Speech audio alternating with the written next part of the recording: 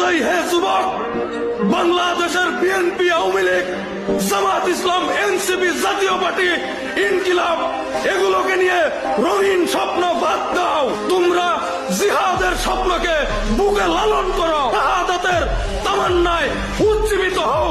এই হিন্দুস্তানের সাথে যুদ্ধ করার প্রস্তুতি নাও। রক্ত দিয়ে হলেও এমন একটা রাষ্ট্র কাঠামো করতে চাই যেই রাষ্ট্রে ইনসাফের রাষ্ট্র গঠিত হবে।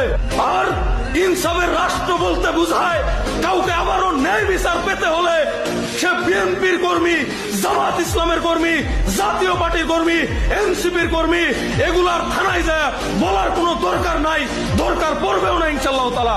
সে একজন বাংলাদেশি নাগরিক, এটাই তার সর্বোচ্চ পরিচয় থাকবে।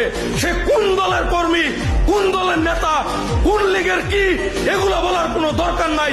বাংলাদেশের সার্বভৌমত্ব রক্ষার ক্ষেত্রে কোন দল বুঝি না।